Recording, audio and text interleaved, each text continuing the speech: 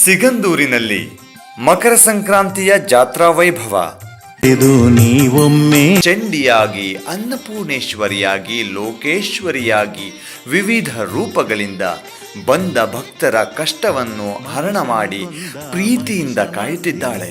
ವ್ಯಾಘ್ರವಾಗಿ ಕರುನಾಡಿನ ದೈವಿಕ ಶಕ್ತಿ ಸ್ಥಳ ಶಿವಮೊಗ್ಗ ಜಿಲ್ಲೆಯ ಸಾಗರ ತಾಲೂಕಿನ ಶಕ್ತಿ ಭಕ್ತಿ ಪುಣ್ಯ ಸ್ಥಳವೇ ಶ್ರೀ ಕ್ಷೇತ್ರ ಸಿಗಂದೂರು.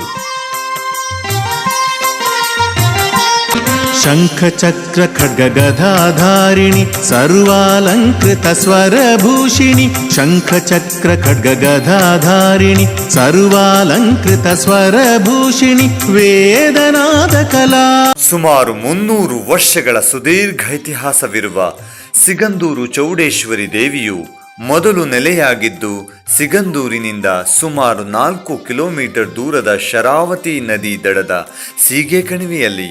ಪ್ರತಿ ವರ್ಷ ಸೂರ್ಯನ ರಶ್ಮಿಯು ತನ್ನ ಹೊನ್ನ ಕಿರಣವನ್ನು ಭುವಿಯ ಬಾಗಿಲನ್ನು ಸರಿಸಿ ದಕ್ಷಿಣಾಯನದಿಂದ ಉತ್ತರಾಯಣಕ್ಕೆ ಪಥವನ್ನು ಬದಲಿಸುವ ಮಕರ ಸಂಕ್ರಾಂತಿಯಂದು ಸಿಗಂದೂರಿನಲ್ಲಿ ಶ್ರೀ ಚೌಡೇಶ್ವರಿ ದೇವಿಯ ಜಾತ್ರಾ ಮಹೋತ್ಸವವನ್ನು ಬಲು ವಿಜೃಂಭಣೆಯಿಂದ ಆಚರಿಸುತ್ತಾ ಬಂದಿರುತ್ತಾರೆ. ಇದು ನಾಡಿನ ಮೂಲೆ ಮೂಲೆಯ ಚೌಡಮ್ಮನ ಭಕ್ತರಿಗೆ ಸೊಬಗಿನ ಸಂಭ್ರಮದಗಳಿಗೆ. ಈ ಜಾತ್ರೆಯ ವೈಭವವನ್ನು ಸವಿಯಲು ಕಣ್ತುಂಬಿಕೊಳ್ಳಲು ನಾಡಿನ ಮೂಲೆ ಮೂಲೆಯಿಂದ ಭಕ್ತರು ತಂಡೋಪತಂಡವಾಗಿ ಹರಿದು ಬರುತ್ತಾರೆ. ತಾಯಿಯ ದರ್ಶನ ಪಡೆದು ಆ ಅಲಂಕಾರ ಸ್ವರೂಪಿಣಿಯನ್ನು ನೋಡಿ ಪುನೀತರಾಗುತ್ತಾರೆ. ಜಾತ್ರೆಗೆ 1 ತಿಂಗಳ ಮುನ್ನವೇ ತಯಾರಿಗಳು ಪ್ರಾರಂಭವಾಗುತ್ತವೆ. ದೇವಸ್ಥಾನಕ್ಕೆ ಸುಣ್ಣ, ಬಣ್ಣ, ತಳಿರು ತೋರಣಗಳಿಂದ ಸಿಂಗರಿಸಿ ಆಸುಪಾಸು ಸ್ವಚ್ಛತೆ ಹೀಗೆ ಮೊದಲಾದ ಕಾರ್ಯಗಳು ಪ್ರಾರಂಭವಾಗುತ್ತದೆ.